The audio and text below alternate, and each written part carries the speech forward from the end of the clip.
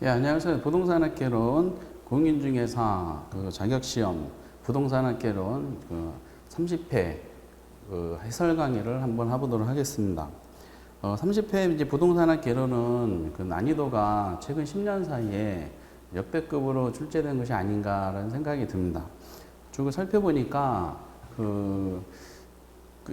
학개론 자체적으로 난이도가 높이 문제도 물론 있는데 이런 부분들은 이제 현실적으로 이제 수긍할 수밖에 없는데 이 다른 여타 과목에서 편입된 부분들이 난이도를 높이는 식으로 조정을 한 걸로 분석이 됩니다.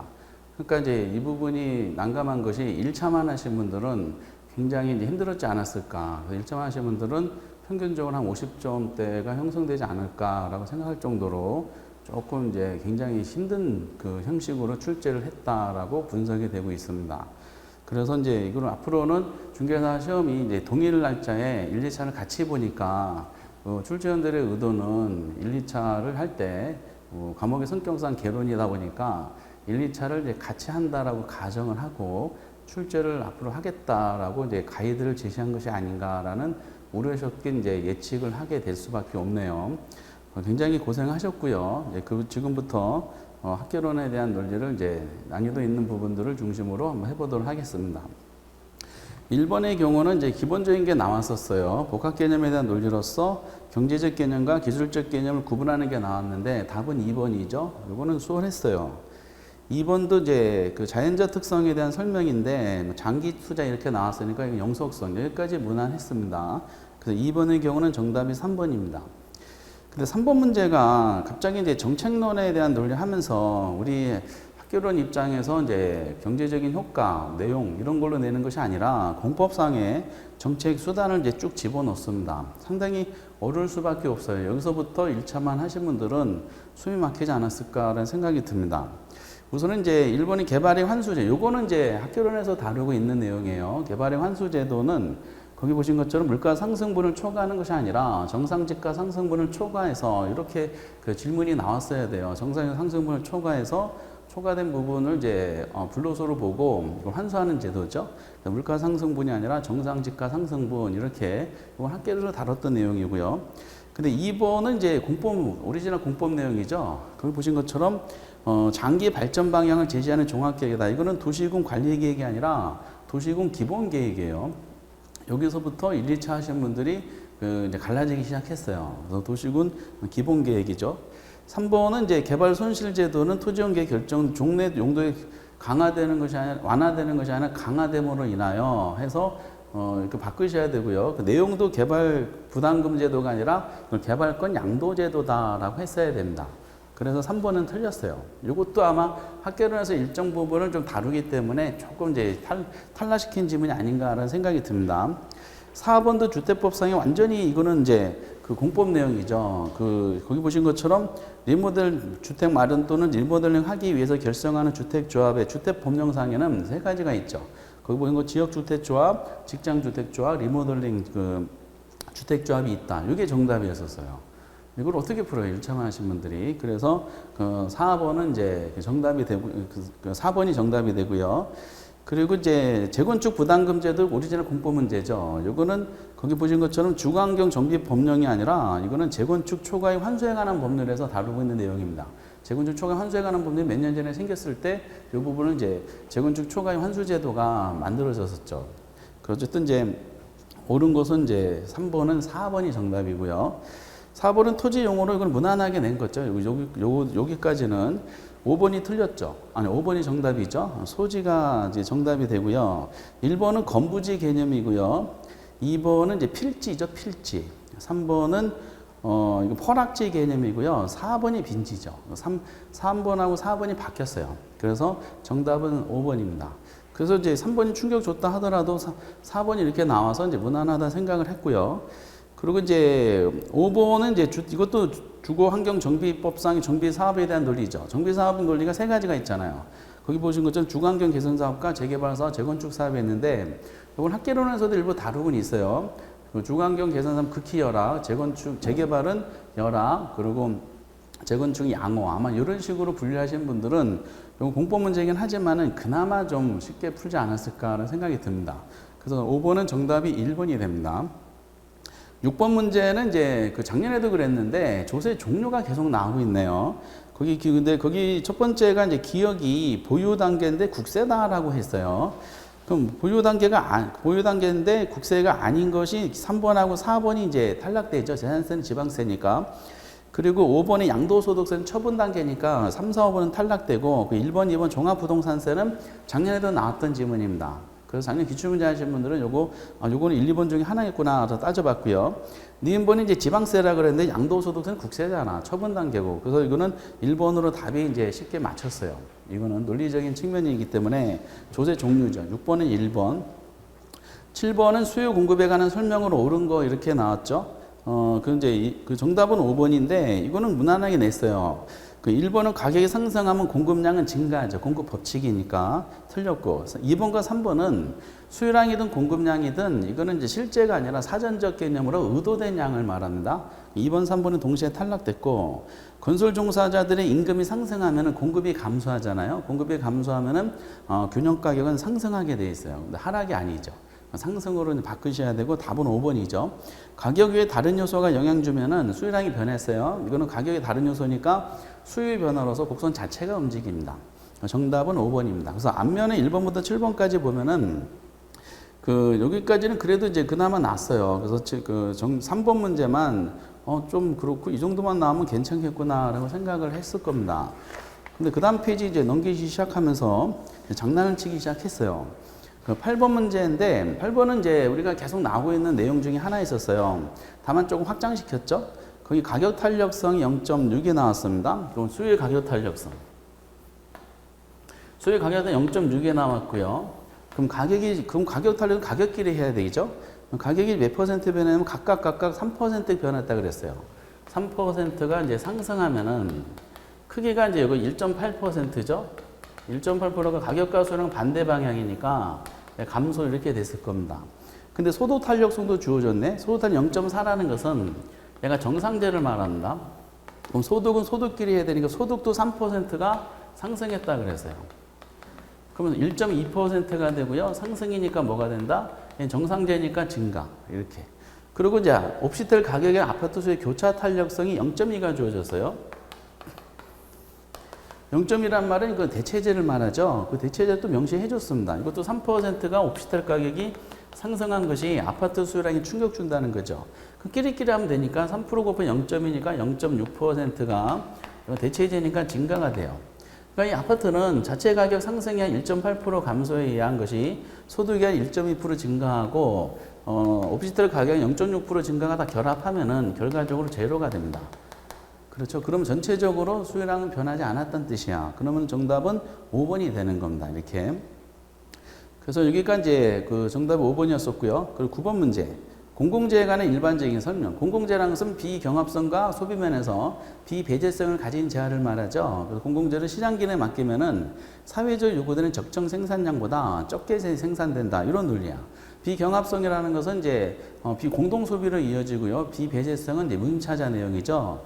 그런 논리를 하다 보면은 1번, 3번, 4번, 5번이 전부 다 탈락이 되죠. 그럼 정답은 2번입니다. 공공재를 생산하는 것은 결과적으로 정부가 공공재를 이용하는 사람들한테 강제적으로 비용을 부과하는 거죠. 비용을 부과해서 그게 세금이잖아. 세금을 걷어서 정부가 하는 거니까 결과적으로 이거는 정부만 생산비를 부담하는 것이 아니죠. 이거를 그 이용자들도 강제로 비용을 부과시킨 거니까 공공재를 이용하는 사람도 비용을 부담한다라고 생각하셔야 됩니다. 세금 걷는다는 말이 그런 뜻이니까. 그래서 정부 지원금 가지고 하는 경우도 있지만은 그 이용하는 사람들한테 강제적으로 비용을 부과해서 그게 세금이다라는 논리죠. 그래서 2번이 틀렸어요. 이것도 아마 여기까지는 잘 됐어요. 그러다가 이제 10번은 그동안에 많이 나왔던 문제인데 그걸 함정을 만들었어요. 이 문제가. 그래서 함정에 의해서 이제 헷갈려 하신 분이 계실 것 같더라고요. 수요함수가 있고 공급함수가 있었는데 수요함수는 그냥 하나로 고정입니다. 800-2p다.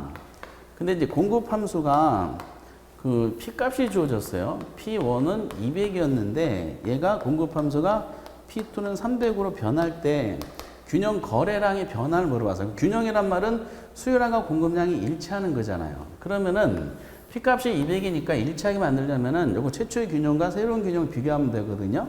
그럼 가격은 어차피 똑같이 200이니까 여기다 200을 여기다 집어넣으면 돼요. 200 집어넣으면은 이거는 800에서 2 곱하기 200이 400이니까 거래량 얼마 나온다? Q값은 400에 나와요. 그 동일하게 이제 P값이 이제 300이 됐기 때문에 300을 여기다가 이제 집어넣죠. 300 집어넣으면은 이게 600에 나오죠. 800에서 600 빼면은 200이 됩니다. 거래량은. 그러면은 이제 최초의 거래량 400에서 그 새로운 거래량 200이 됐기 때문에 200이 이제 감소했다는 말이 나오는 거야. 그래서 정답은 3번과 4번 중에 아니 4번과 5번 중에 하나 있었어요. 근데 이거를 실수해가지고 습관적으로 그 공급함수가 주어진 것이 P값인데 이걸 Q값으로 하신 분들은 답이 이제 엉뚱하게 나오지 않았을까라는 생각을 합니다. 그래서 출제원이 그동안에 많이 냈던 거를 형식을 좀 틀어버렸다라고 판단이 되는 겁니다. 실수를 유발하는 문제였었거든요. 그림상 그려도 마찬가지야. 그림상 그러면 수요함수가 이렇게 됐으면은 공급함수가 이제 P값이 하나가 이렇게 돼 있고 이게 200이고요. 하나가 300 이렇게 됐기 때문에 결과적으로 거래량은 300이 줄어들게 됩니다. 그리고 이제 가격선의 수평으로 이루어지는 거기 때문에 공급함수는 수평선이죠. 완전 탄력적이다라는 논리입니다. 가격선에서 수평으로 이루어졌기 때문에 그래서 정답은 5번이 됐었어요. 그리고 이제 10번은 5번이고요. 11번도 마찬가지야. 11번도 그동안에 탄력성으로 많이 나왔던 건데 출제원이 이제 꼼꼼하게 읽으신 분들을 타겟팅을 했어요. 아마 처음에 보실 때는 이게 1, 2, 3, 4, 5번이 다 맞는 걸로 아마 생각이 되셨을 겁니다. 왜냐하면 전부 다 기출문제에 그동안에 나왔었던 지문들이야. 보기 2번 같은 것은 대체재가 감소하면 그만큼 탄력성이 작아지잖아. 비탄이 된다. 맞고요. 그리고 이제 공급의 가격 탄력성이 수요 때문에 작다. 공급이 더 작으니까 이 조세기착 문제를 끄집어냈죠. 그러면 공급자가 세금을 더 많이 부담해요. 맞죠? 그리고 이제 그 임대주택 수요 가격은 1이면은 단위 탄력적이니까 가격의 변화가 수요랑 변이 같아서 전체의 수요는 변하지 않아요. 4번도 맞아요. 그리고 이제 임대주택 건축을 공급하는 기간이 짧아서 그러니까 생산에 소요된 게 짧은 거니까 더 많이 생산할 수 있잖아요. 그럼 더 탄력적이 돼요. 그러면서 1번도 당연한 거 아닌가 했는데 1번의 출제원이 장난을 쳤어. 수요가 증가할 때 균형 가격은 변하지 않는다 이렇게 냈잖아요. 그러면 수요가 변했으면은 상대방이 조건이 있어야 돼. 그러면 그것이 수요의 가격 탄력성이 완전탄이 아니라 공급의 가격 탄력성이 완전탄 이렇게 했어야 됩니다. 공급의 가격 탄력성이 완전탄일 때 수요가 이렇게 증가하면은 가격은 그대로고 거래량이 증가한다 이렇게 했어야 되죠. 그러니까 수요의 가격 탄력이 아니라 공급의 가격 탄력성이. 습관적으로 이제 쭉 지나가신 분들은 아마 답을 못 찾아서 어디서 틀렸을까라고 이제 아마 좀 많이 헤맨 지문이 아닌가라는 생각이 들어요. 그 11번은 그래서 이제 1번이 틀렸어요. 실수를 유발하는 문제입니다. 저희들이 이제 판단하기에. 그리고 이제 12번 문제는 그 여러 가지 상호입지론에 대한 논리를 한 건데 그동안에 안 나왔었던 넬슨이라는 사람이 8개 입지 조건을 제시한 사람인데 요거를 그 꽃사리를 끄집어냈는데 근데 그것까지 모른다 하더라도 그 답은 이건 찾게 해줬어요. 왜냐하면 그동안 많이 나왔던 건데 기억해 보면 투넨의 이론을 도시공간으로 옮겨놓은 사람이 있죠. 그럼 투넨은 도시공간 옮겨놓은 그 사람 중에 뭐야? 버제스잖아. 투넨은 이제 고립국 이론을 동심원 구조로 설명한 거를 그대로 도시공간 옮겨놓은 사람이 이제 버제스의 동심원입니다. 그러면은 그 기억은 뭐랑 연결시키냐면은 동심원 이론밖에 없으니까 가로 이렇게 연결을 시켜야 돼요. 그럼 기억이 가가 있는 게 1번, 2번, 3번 중에 하나 있었어요. 그리고 니은번은 작년에 나왔던 것처럼 중심지 규모 크기에 따라 그 상권의 규모가 달라진다. 그래서 이거를 고차 중심지, 저차, 중차 중 이렇게 규모에 따라 이렇게 구분한 사람 있죠. 중심지의 형성 과정을 계층별로 분류한 사람, 크리스탈러의 중심지론이죠. 그러면 니은번은 크리스탈러 중심지론이니까 그 다로 연결이 됩니다.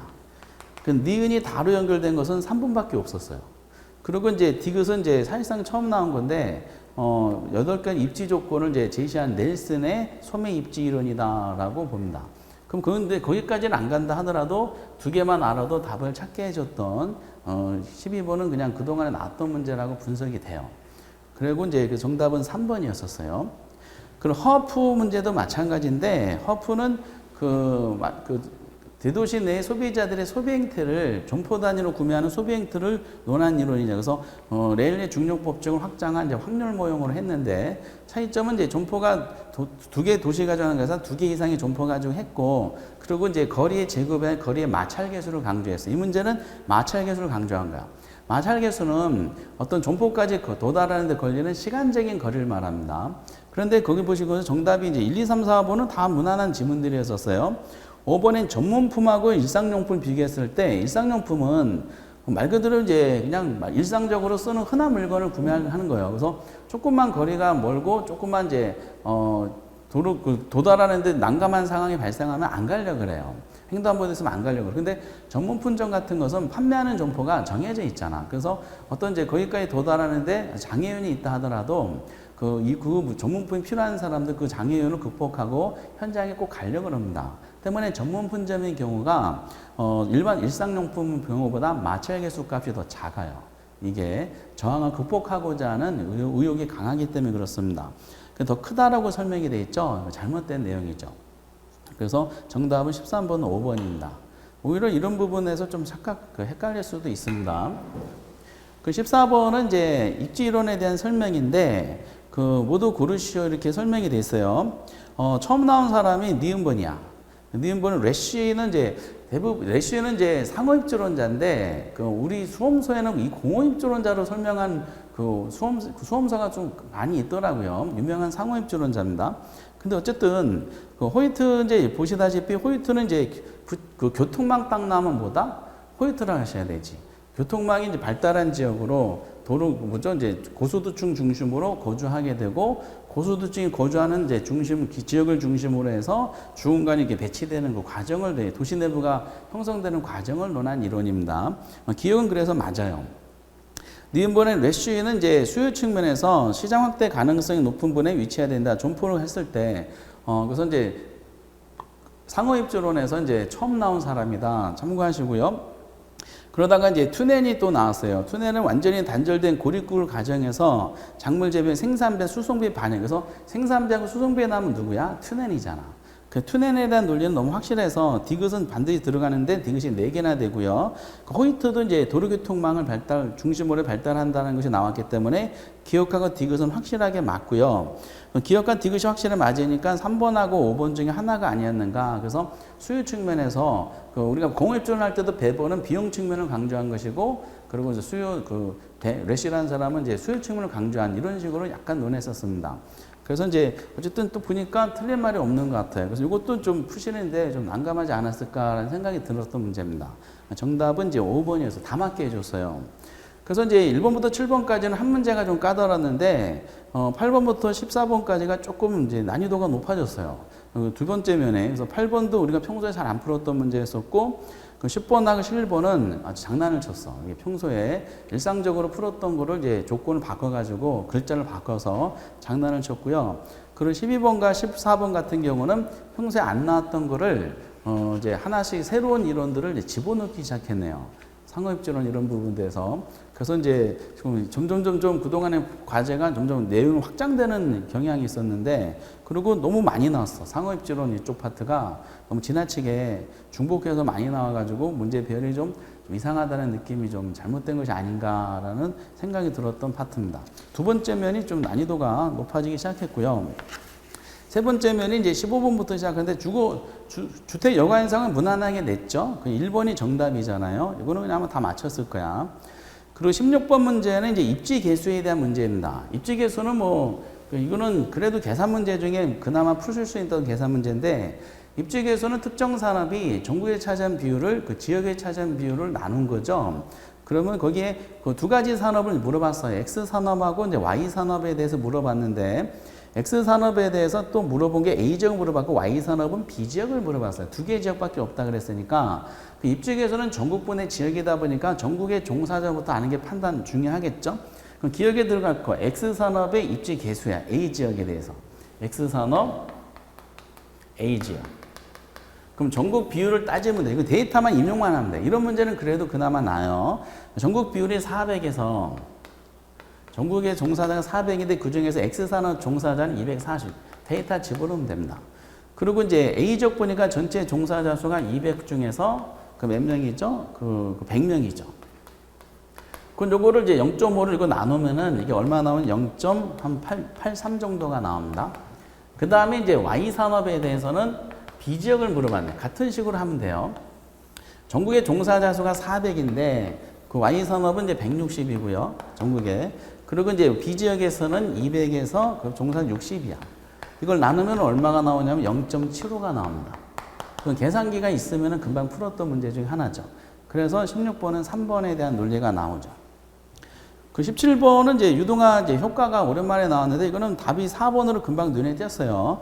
유동화 증권을 도입했을 때 긍정적인 측면에 대한 논리니까 틀린 걸 물어봤습니까? 그 주택금융 확대. 주택금융 확대라는 것은 그만큼 주택 구매에 필요한 자금을 이제 확대시켰다는 뜻이니까 내 집 마련 기회가 늘어났겠지. 그러니까 자가 소유 확대가 감소되는 것이 아니라 자가 소유 가구의 비중이 어떻다? 내 집 마련 기회가 확대된 거니까 증가한다 이렇게 하셔야 되지. 이거는 그냥 공부 안 하셔도 대충 무난하게 풀 수 있었던 문제입니다. 그리고 이제 18번에 또 공법이 등장했어요. 공법 등장했는데 그나마 이것은 이제 학교론 입장에서 탈락시키면서 답을 찾을 수 있게 해줬던 부분 중에 하나죠. 거기 보니까 이제 보기 1번 같은 경우 국토부 장관이 개발제한국이 지정한다 이렇게 나왔죠. 그 취지는 무질서한 도시 확산. 요거는 그래서 언급이 됐던 문제니까 아마 체크가 됐을 거야.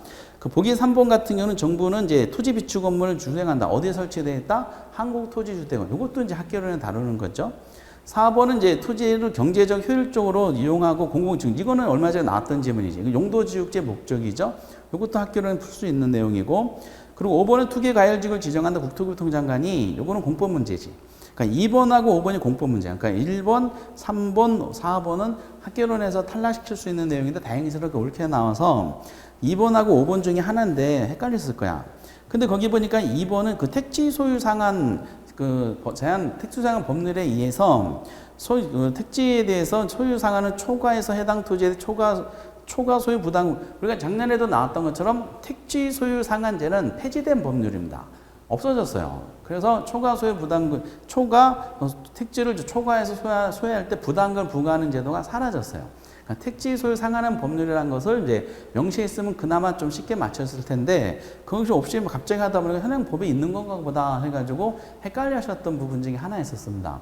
그래서 이제 이것도 1차, 2차 같이 하신 분들은 학교론에서 1번, 3번, 4번이 탈락됐고 5번은 투기과열지구 국토교통장 지정하네? 이것도 탈락되면은 그 2번은 본 적이 없었던 건데? 라고 하실 거야. 왜 법이 없어졌으니까. 그래서 2번을 체크하셨지만은 1차만 하신 분들은 2번하고 5번 중에 많이 고민하신 부분이 아닌가라는 생각이 들었던 문제 중에 하나죠.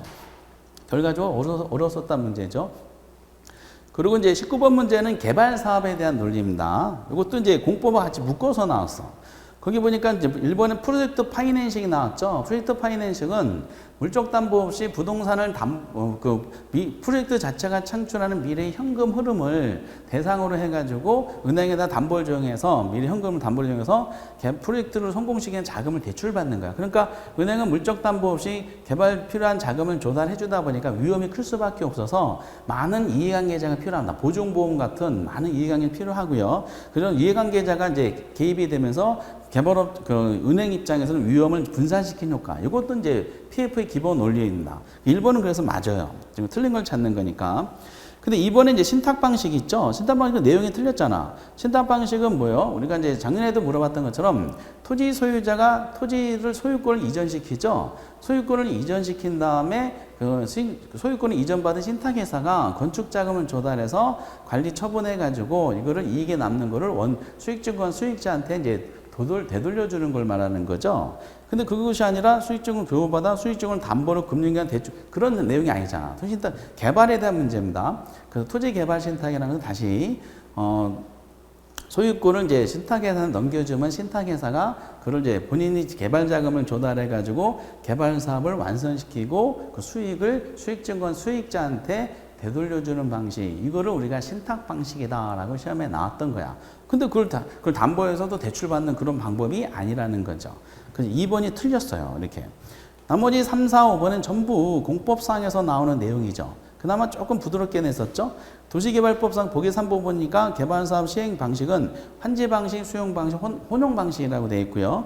그리고 이제 4번 같은 경우가 이제 민간 합동 개발 방식에 대한 민간하고 공적을 같이 하는 게 민간 합동 개발 방식이 설명이 되어 있고, 그리고 이제 공법에도 나오는 도시개발 사업이 뭐다라는 정의가 또 설명이 되어 있어요. 그러다 보니까 이거는 이제 결과적으로 3, 4, 5번에 대한 공법으로 문제를 구성한 것이고, 1번하고 2번은 학계론에서 부동산 개발론하고 PF라는 거에서 그 문제를 구성해서 이제 구별하게 만들었던 문제입니다. 자꾸 공법이라는 이질적 요소가 보기에 들어가다 보니까 여기서 혹시나 답이 있는가 해서 이제 시간만 잡아먹는 아주 고민스러웠던 문제 형식입니다. 정답은 2번이었습니다. 20번 분양가 규제는 오리지널 공법 문제죠. 그래서 이제 틀린 걸 물어봤는데, 이거는 주택법을 공부하시면 다 맞췄던 문제지만은, 역시 반복되지만 1차 하시면 주택법 공부하지 않잖아. 그러다 보니까 굉장히 어려웠던 문제 중에 하나고요. 그 4번은 요즘에 언론에 나오는 부분이니까, 공동주택이 이제 건설된 용지에는 분양가 제한할 수가 있는 거죠. 공동주택에 건설된 용지에 대해서 주택법에 나오는 정답 4번이었습니다. 21번 문제는 그냥 쉽게 해줬죠. 그래서 이거는 부동산 관리 중에 자산 관리랑 시설 관리를 구분하는 문제인데, 자산 관리라고 이제 금방 답을 해주게 됩니다. 그래서 세 번째 면에 보면은 그 계산 문제가 이제 하나가 들어가 있고요. 그리고 18번, 19번, 20번 요 세 문제가 난이도 있게 냈어요. 이게 18번, 19번, 20번 문제가. 그래서 조금 난감하지 않았을까 생각이 들고요. 그 네 번째 면이 이제 보면은 22번은 주택 공급 제도에 대한 설명인데, 처음으로 나왔습니다. 선분양 제도와 후분양 제도를 100% 오리 5개 점을 구성한 것이 이때 처음입니다. 그래도 아마 이거는 이제 경험칙에서 우러났을 거야. 선분양 제도는 건설회사가 소비자들로부터 개발 건설 자금을 받아가지고 계약 중도금 잔금 받아서 땅 사고 건물 짓고 이익 남기는 방식이고, 후분양 제도는 건설에 필요한 자금을 건설회사가 자금을 조달하는 내용이잖아요. 그래서 1번이 틀렸죠. 거기 보면 초기 주택 건설 자금의 대부분을 주택 구매자로부터 조달함으로, 이거는 선분양 제도에 대한 논리지. 후분양 제도가 아니잖아. 그 구매자한테 계약금 받아서 땅 사고 중도금 건물 짓고 이런 잔금 받아서 은행 그 건설에서 이익을 가져가고, 이거는 후분양 제도가 아니라 선분양 제도에 대한 설명이다라는 겁니다. 그래서 이제 감각적으로 아마 이거 맞히지 않았을까라는 생각이 들어요. 23번이 심각한 문제죠. 부동산 신탁에 대한 설명이야. 부동산 신탁이 과거에 우리 시험에서 나왔던 사례가 있지만은, 어느 순간부터 우리 시험에서 부동산 신탁이란 게 구체적인 시험범위 목차를 정해줬으면 정해주기 시작하면서 시험범위에서 사실상 출제를 안 해가지고 빠졌다고 판단했던 내용 중에 하나죠. 다만 이제 개발론에서 신탁 방식이라고 해가지고 소유권을 넘겨받는 이런 식으로 했었어요. 옛날에는 관리 신탁, 처분 신탁 이렇게 구분해서 출제한 적이 있었거든요. 근데 그걸 다시 살렸어. 그런데 이제 그래서 굉장히 어려웠던 문제 중에 하나예요. 이걸 어떻게 풀어요? 민법에도 다루지 않을 겁니다. 다만 감각적으로 이제 4번이 보면 신탁은 소유권을 넘겨주는 거야, 신탁회사한테. 근데 거기 4번 보면은 소유권의 이전 없이 이런 말이 나왔죠. 믿고 탁 맡긴다는 거니까. 그래서 신탁 방식에 대한 일반론을 아셨던 분들은 거기서 이제 소유권을 넘겨받는 방식인데 라고 해가지고 아마 거기서 포인트를 잡아서 답은 체크가 되셨긴 하지만은 문제 자체가 낯설어. 그래서 1번부터 계속 보면은 무슨 말인지 좀 어렵게 돼 있어요. 그래서 이건 난이도가 아주 높았던 문제 중에 하나입니다. 정답은 그래서 거기 보시다시피 소유권의 이전 없이가 아니라 소유권을 넘겨주는 거예요. 누구한테? 신탁회사한테. 관리하는 거 있고 처분해서 나온 수익을 나눠 분배하는 방식도 있고, 그래서 4번이 틀렸습니다.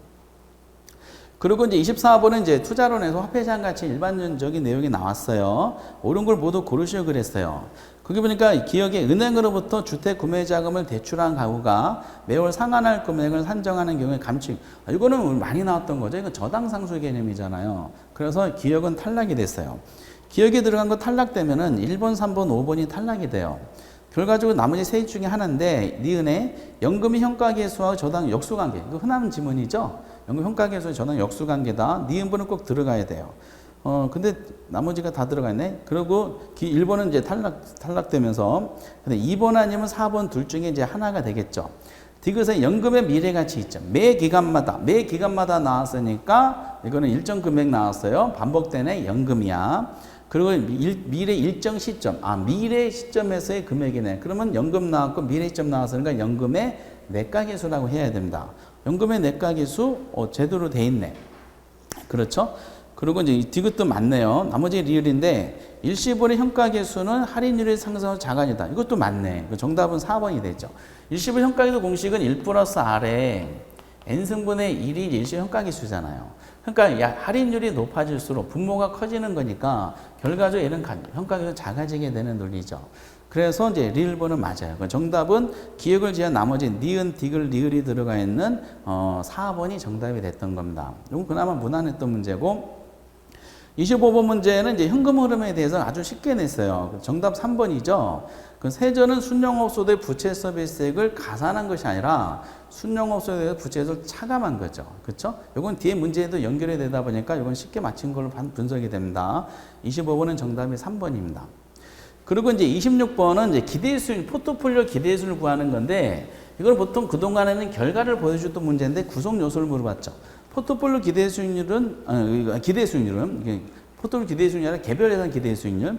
개별 예산 기대 수익률은 투자 부동산이 실현 가능한 값들을 가중 평균치로 구한 거죠.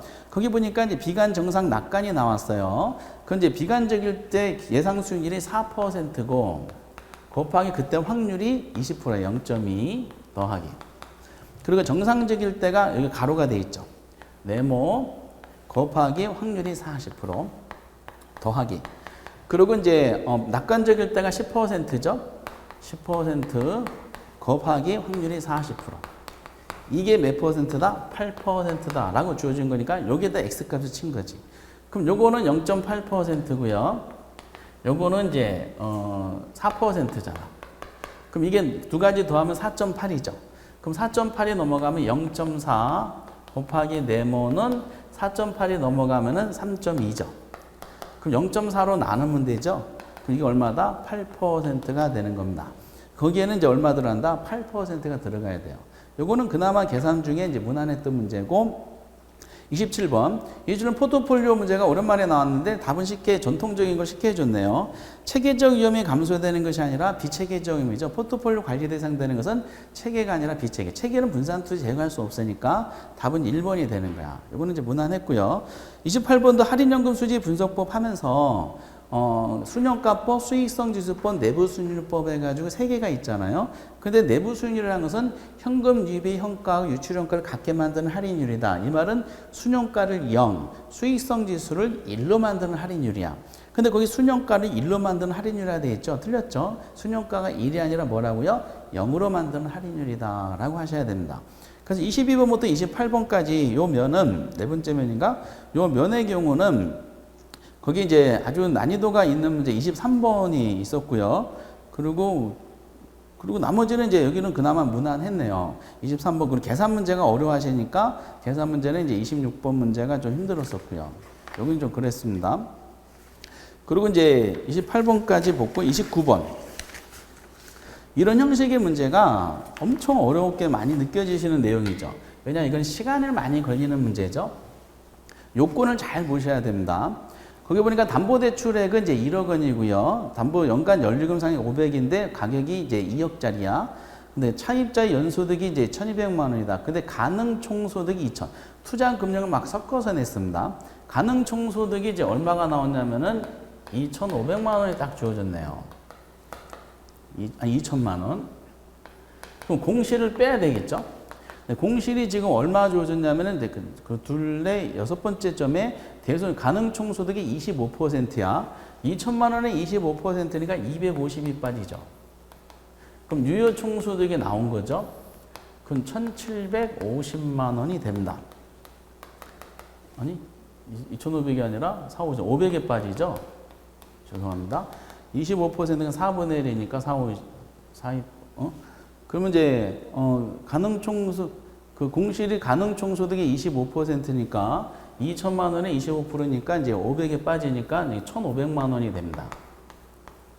그럼 이제 영업경비가 빠져야 되는데 영업경비가 지금 자료가 맨 마지막 동그라미에 가능 총소득에 지금 얼마다? 50%라고 나왔어. 유효 총소득이 아니라 영업경비가 보통 우리가 시험에는 유효의 몇 프로다는 식으로 많이 냈거든요. 이걸 또 함정을 만든 거야. 가능의 50%다. 가능이 2천인데 절반이니까 1,000만 원 빠지죠. 그럼 뭐가 나와요? 순영업소득이 나오죠. 순영업소득 500만 원 나온 상태입니다. 근데 그 부채 서비스액이 두 번째 동그라미 있죠. 연간 원리금 상환액이 부채 서비스액 빠지면 세전이 나오는데 내가 지금 얼마가 나오는 500이 또 나왔어. 그럼 세전이 0이 나왔어요. 이 현금 흐름에 대한 논리를 이제 말해야지 풀 수가 있어요. 근데 1번에 보면 담보인정비율이 0.5다 그랬어요. LTV죠. LTV는 부동산 가격분의 용자액이잖아. 근데 가격이 지금 얼마짜리 들어있냐면은 가격이 2억짜리인데 대출이 1억이니까 얘는 0.5가 나와야 됩니다. 0.5 맞지? 그리고 부채 감당률이 있죠. 부채 감당률 DCR은 부채 서비스액분의 순영업소득이에요. 근데 부채 서비스액이 여기서 아까 500이 주어졌고요. 순영업소는 또 500이 도출이 됐기 때문에 얘는 1이 나와야 돼. 정확하네요. 총부채 여기 디테일 냈네. DSR인 줄 알았더니 DTR은 연간 소득에서 원리금 상환액이죠. 근데 소득이 지금 얼마냐니까 차입자 소득이 1250입니다. 근데 원리금 상환액이 500이잖아. 그렇죠? 이거를 나누면 이제 이게 얼마 0.4 정도가 나옵니다. 맞나요? 0.4. 그 소득에 대한 이제 내용상의 원리금 상환이 연간 차입자 소득에서 원리금 상환액이 차지한 비율이니까 0.4 정도가 이제 나오게 됩니다. 그리고 이제 채무불이행률이 있죠. 채무불이행률은 유효총소득에서 영업경비 플러스 부채 서비스액입니다. 근데 유효총소득이 아까 여기 보신 것처럼 1,500이 나왔죠. 영업경비가 1,000만 원이었었고요. 그리고 부채에서 500인데 똑같네. 그럼 여기 얼마 나와요? 1이 나오는 거야. 그래서 여기까지 다 맞았어요. 그 답을 5번 해놨네. 영업경비 비율이 있죠. 영업경비 비율은 여기는 또 영업경비를 유효총소득 가지고했네. 유효총소득이 말고 영업경비가 차지한 비율인데 과정에 영업경비가 1,500에 나왔습니다. 유효총소득이 1,500 나왔고 영업경비가 이제 1,000만 원 나왔죠. 그러다 보니까 이거는 이제 0.67 정도가 나오죠. 약 0.67인데 거기 0.8로 돼 있잖아. 정답이 5번입니다. 끝까지 갔습니다. 이렇게. 그래서 풀 수 있는 난이도인데 이게 시간을 많이 잡아먹는 현장에서 심리적인 압박감이 엄청 큰 문제다라고 보는 거죠. 29번은 정답이 5번입니다. 30번은 이거는 이제 자산주동안의 법령상 이게 옛날에 만들어진 법인데 거기에 난 프로젝트 파이낸싱을 PF만 해도 어려워 죽겠는데 이거를 유동화로 연결시켰어요. 그래서 옳은 것이 뭡니까 했는데 프로젝트 파이낸싱 유동화는 자산주동안 법령에 의해서만 하는 것이 아니고 어쨌든 PF를 제공하면은 이제 이거를 일반 제도적으로 다 유동화 상품을 만들 수도 있습니다. 그래서 요거는 일본은 이제 의해서만 가능하다가 아니라 이거는 가이드만 제시한 것이고 실무적으로 다 유동화 상품을 만들 수가 있고요. 그리고 2번이 정답이에요. 법률에 보면은 유동화 자산 양도 방식은 매매 또는 교환에만 의한다. 이렇게 명시가 되어 있어요. 그러니까 이 법을 공부를 할 수가 없는 내용입니다. 근데 이걸 냈네. 2번이 정답이고 유동화 전문회사 상법상 주식회사가 아니라 이런 유한회사로 합니다. 주식회사가 아니라 유한회사로 하고요. 그리고 이제 유동화 증권을 이제 PF를 발행하는 게 PF ABS가 있고 PF 해가지고 이제 거기에 나온 것처럼 PF 거기서 AB, CP가 있습니다. 유동화 자산을 바탕으로 해서 담보되는 자산을 바탕으로 해가지고 자산을 담보로 해가지고 이제 기업 어음을 발행하는 거야. 주로 단기적으로 하는 거 이건 장기적으로 하는 겁니다. 굉장히 어려운 내용이야. 근데 이걸 내버렸어요. 그래서 거기에 그 기재 내용도 유사 자산을 반복적으로 유동하는 것이 아니라 기업 어음 형태로 발행하는 상이한 형태로 반복적으로 발행하는 겁니다. 그래서 4번도 틀렸고요. 그리고 이제 5번처럼 자산 보유자, 양도인은 유동한 자산에 대해서 양수인이 반환 청구, 양수인 채무인이에요. 채무인에 반환 청구권을 보장해줘야 됩니다. 이렇게. 그러니까 너무 어려운 문제고요. 이런 것이 과연 시험범위 계속 포함시킬까? 굉장히 의문스럽습니다. 그래서 30번은 전혀 중개 업무하고도 관계없는 내용을 이제 출제했네요. 여기서 아마 고민을 엄청 하셨던 걸로 이제 판단이 되고요. 그래서 정답은 2번이야. 31번도 마찬가지야. 이건 구속탱에서 냈는데 부동산 투자회사법상의 일반론이 그동안에 냈던 것처럼 출제한 것이 아니라 위탁관리 부동산 투자에 관한 설명으로 틀린 거 했습니다. 여기 3개는 무난하게 해줬어요. 그동안에 출제했던 거야. 1번처럼 주주 1인당 주식 소유 한도가 제한돼 50% 제한이 돼 있어요. 그리고 이제 보기 5번처럼 설립자금 3억 이미 많이 출제했던 내용이고, 그리고 위탁관리 부동산도 기업군 부동산 투자회사처럼 명목상 회사다 보니까 투자돼 모집된 자산을 3번처럼 누구한테 맡긴다? 자산관리에 맡긴다. 여기까지 무난했어요. 그 다음에 2번하고 4번에 대한 논리인데 구속행위 지문을 낸 거죠. 그럼 4번은 맞아요. 4번은 법에 이렇게 돼 있어요. 이용항에 쓸 수 없다. 근데 2번은 뭐냐면은 주주를 보호하기 위해서 그 직원이 준수해야 될 내부 통제 기준을 제정해야 된다. 이렇게 나와 있습니다. 근데 이게 질문이, 법의 조문은 이게 있어요. 조문은 있는데 문제는 질문이 위탁관리 부동산 투자회사고요. 보기 2번에 대한 적용되는 것은 자기관리 부동산 투자회사예요. 자기관리 부동산 투자회사 또는 자산관리회사 이렇게 돼 있어요.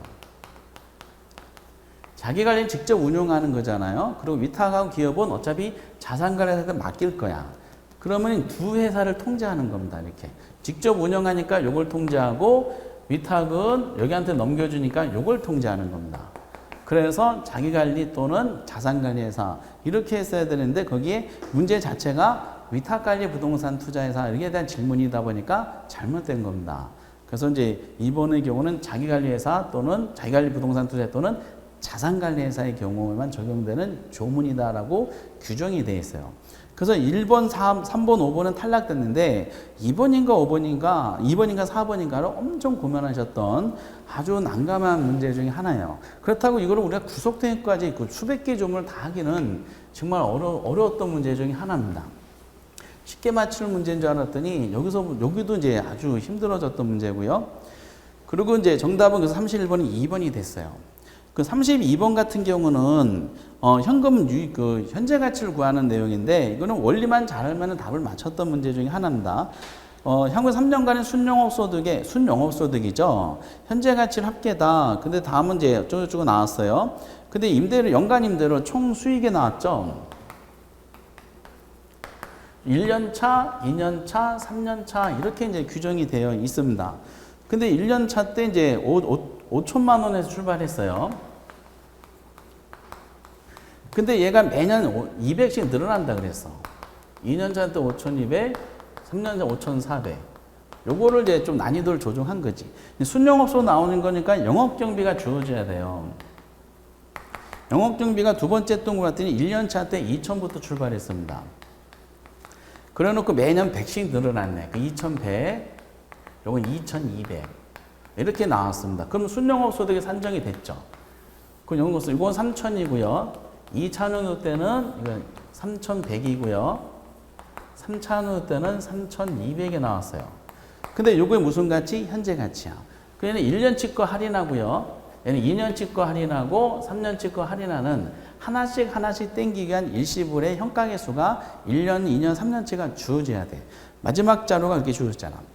1년 후에 일시불 현가계수 0. 그럼 바로 3천만 원의 일시불의 현가계수니까 곱하기 뭐 하면 돼? 0.95 하면 되고요. 95 맞죠? 그러면 3천만 원 0.95 하면 이게 2,850만 원이 나와요. 3천만 원의 현가가 2,850이라는 뜻이야.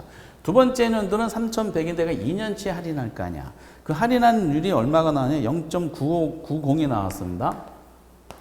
곱하면은 이건 2,790이 나왔어요.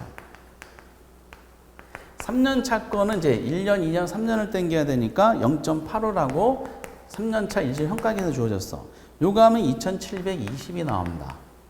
이거 다 더하기만 하면 돼요. 그러면 8,360만 원이 뜹니다. 이렇게 다 더하면 됩니다라고 말씀드렸지만은 현장에서는 이거 푸시면서 그 판단하기가 쉽지 않았던 문제 중에 하나가 요거죠. 그래서 어쨌든 이제 요즘에 트렌드 중에 하나니까 이 정도 수준을 한번 연습을 해보셨으면 좋았었고요. 8,360만 원이니까 정답이 2번이 됩니다. 33번은 이제 그 부동산 금융하고 투자를 섞어서 나왔던 문제 잘못된 거죠. 직감적으로 이제 3번이 틀렸어요. 왜냐면은 개발 사업을 할 때 그 임대형하고 분양형이 있겠죠. 근데 거기 보니까 준공후에 발생하는 임대료 관리비 등이 이거는 임대형 개발 사업에 대한 핵심이지. 분양형은 팔아서 남기는 거죠. 팔아서 남기는 차액이 이제 그 투자 자본을 회수하는 재원이 되는 것이고, 임대형은 소유권을 가진 상태에서 임대 사업을 통해 나오는 거니까 거기 보면 임대료가 이제 투자 자본을 회수하는 재원이 되는 거죠. 3번이 이제 틀리게 되는 겁니다. 이렇게. 나머지는 기본적인 이제 환원율에 대한 설명이 쭉 나와 있습니다. 정답이 이제 3번이고, 그 34번은 15회 때 중개사법에 한번 나오고, 우리 시험 학계론에서 한 번도 내지 않았던 비율임대차에 대한 논리야. 비율임대차는 상업용 부동산의 경우에 하는 건데, 연습은 해보긴 했지만은 익숙하지 않았을 거예요. 기본 임대료에다가 문제의 조건에 따른 가산 임대료를 정하는 겁니다. 그러면 기본 임대료 조건이고 가산 임대료에 대한 조건이 주어질 거야. 근데 기본 임대료가 거기 딱 주어졌어요. 거기 보니까 손익분기점 매출액 이하면 기본 임대료만 지불하고, 그 이상이면은 초과하면 뭐다? 그 초과액에 대해서 일정 비율을 가산임 정한다라고 비율임대로 정해 놓은 거야. 그럼 손익분기점 매출액이 5천만 원 나왔어요. 그럼 이 사람이 지금 얼마가 총 매출액이냐? 예상 매출액이 제곱미터당 20만 원이에요. 그 때려 맞추면 돼. 자료가 얼마 없으니까. 20만 원에다가 면적이 얼마야? 5천이잖아. 그럼 500이잖아. 500. 그러면은 이 사람이 이제 기본적인 매출액이 그 20만 원, 제곱미터당 20만 원 곱하기 다니면 총 면적이 500이니까 그걸 두 개를 곱하면 1억 원이 떠요. 그럼 5천만 원까지는 무슨 임대료라고요? 기본 임대료야. 기본 임대료가 지금 얼마다? 그 기본 임대료가 그게 이제 제곱미터당 6만 원대로 그냥 얼마다 하자고 또 제곱미터당 6만 원 했네. 그럼 제곱미터당 6만 원이니까 이제 그 6만 원에다가 500점 곱하면 되지. 그럼 얼마가 나와요? 3천만 원이 나오는 거죠. 그리고 여기서 초과 매출액에 대한 임대료율이 10%야. 그 5천만 원가 기본 임대료인데 이게 가산 임대료고요. 얼마 초과했어? 5천만 원에 대해서 몇 퍼센트? 10%네. 그럼 500이야.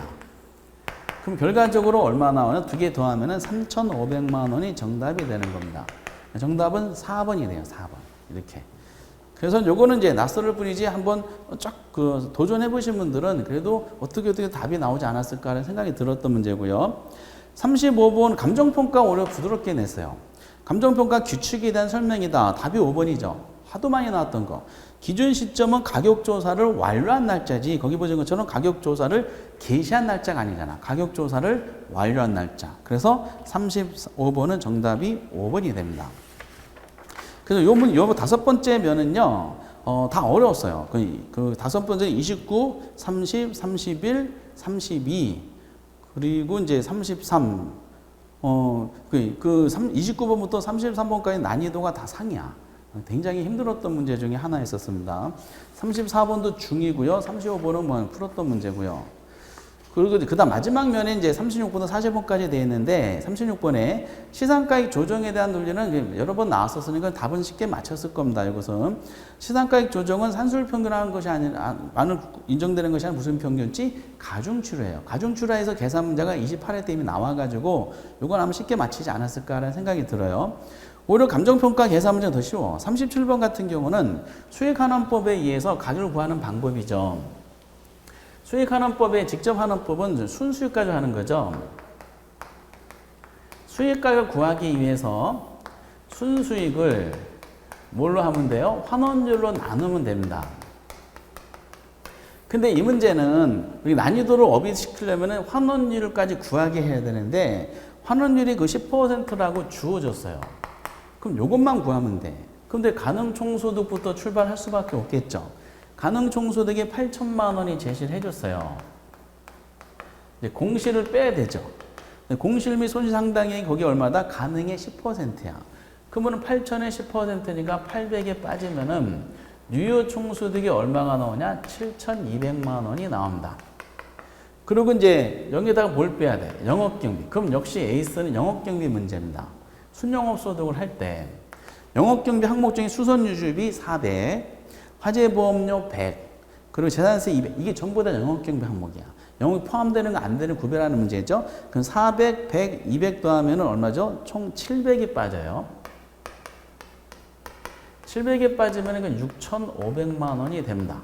거기에 나왔던 자료, 영업소득세하고 부채세비세액은 의미가 없는 함정이야. 왜? 직접 환원법안 수익가 구할 때는 순영업소득 가지고만 계산하기 때문에 그렇습니다. 나머지는 해결할 필요 없어. 밑에 거, 요거 다음부터 공제하는 거니까. 그럼 그냥 6,500이고 환원이 10% 나왔기 때문에 공 하나 더 붙이면 돼. 그럼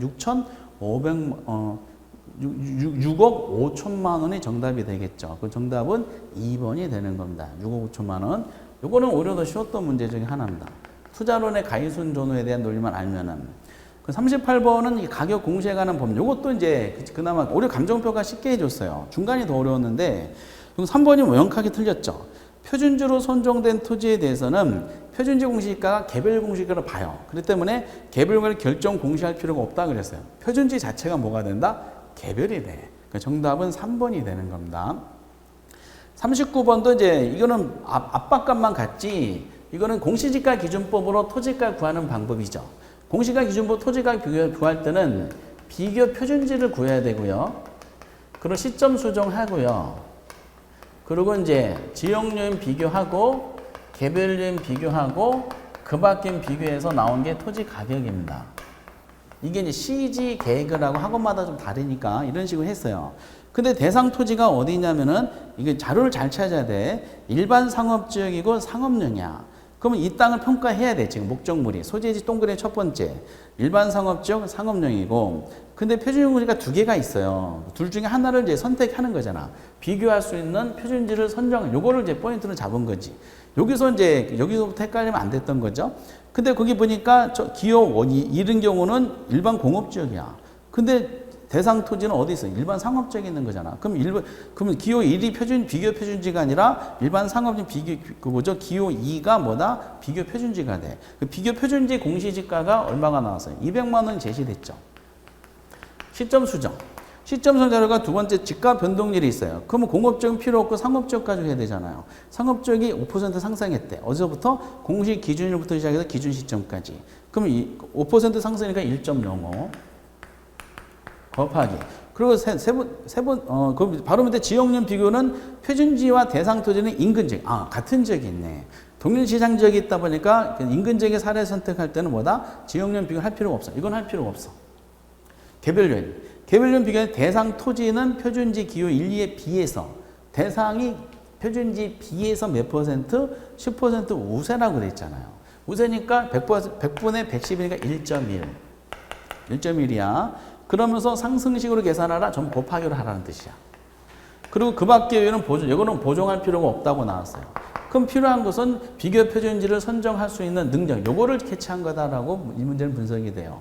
그 자료가 시점 수정 자료하고 지역용 비교 자료 딱 두 개밖에 없으니까 200만 원 곱하기 1.05 곱하기 1.1을 하면은 그 금액이 이제 231만 원인가가 대상 토지 가격에 나옵니다. 정답은 5번이 됐던 거죠. 이게 자료를 찾는 게 중요했었어요. 이렇게 비교 표준지를 선정하는 게. 그동안에는 과정을 이것이 얼마냐라만 물어봤는데 이 문제는 출제인 조금 더 고민하게 만들어서 두 개의 이제 자료가 주어지고 이 중에서 어느 거를 선택할 수 있는 내용, 그러니까 비교 표준지를 이제 골라낼 수 있는 능력까지 물어봤습니다. 정답은 5번이 됩니다. 40번은 예상했던 대로 지역 분석, 개별 분석에 대한 논리인데 지역 분석은 거시적이죠. 미시적이 아니라 거시적이야. 거기서 미시하고 거시가 이번에 바뀌었어요. 아까 이거는 그나마 여기까지 꾸준히 가셔서 맞췄을 겁니다. 그래서 나머지는 다 기본 개념이고요. 40번은 정답이 2번입니다. 그래서 이제 그 마지막 면에 나왔던 문제들은 계산 문제 37번과 39번을 제외하고는 그냥 이제 무난하게 출제했던 걸 분석이 돼요. 그래서 제가 이제 전체적으로 한번 분석해 봤을 때, 1차만 하신 분들은 50점이 이제 그 정상 평균 점수가 아니겠는가, 최대 맞추면 50점이 아니겠는가, 그리고 1, 2차를 같이 이제 충실하신 분들은 60점까지는 가능했던 문제입니다. 그리고 이제 이 부분이 이렇게 일반적인 시험 문제 범위 이탈해서 출제가 됐을 때 이게 이제 그 출제원이 생각하지 못했던 영향을 받는 게 있는데 학교로부터 문제를 푸신 분들은 이 문제를 푸시다가 지문도 이제 지문이 긴 거는 아니었었어요. 다만 아주 구속탱이에서 나오고 이 다른 여타 과목이 막 섞어서 내다 보니까 문제 하나하나를 푸시면서 굉장히 시간을 많이 잡아먹어요. 시간을 많이 잡아보면은 학교로부터 푸신 분들이 그 다음에 민법을 넘어가서 또 나머지 사실 문제 풀어야 되는데 민법의 시간을 컨트롤하는 데도 영향을 주게 됩니다. 그래서 이 부분이 학교론 자체 문제가 아니라 2차 민법에도 영향 줬던 문제라고 감안했으면은 난이도가 그 최근 10년 사이에 나왔던 것 중에 역대급이 아니었는가라는 생각이 듭니다. 그래서 이제 그 학교를 담당하는 사람으로서 상당히 좀 유감스럽게 생각을 하고요. 이렇게 이제 그래도 합격하신 분들한테는 축하의 말씀을 드리도록 하고요. 아슬아슬하게 이제 좀 발표를 좀 초자에 기다리신 분들한테는 좀 이제 결과를 기다리시면서 긍정적인 결과가 모든 분들한테는 나왔으면 좋겠다라고 저도 기원을 한번 해보도록 하겠습니다. 예, 여기까지가 이제 역대급으로 출제됐다고 판단하는 부동산 학개론의 즉 30회 공인중개사 자격시험 해설 강의였습니다. 여러분들 대단히 수고하셨고요. 여러분들의 건승을 기원하도록 하겠습니다. 여러분들 감사합니다.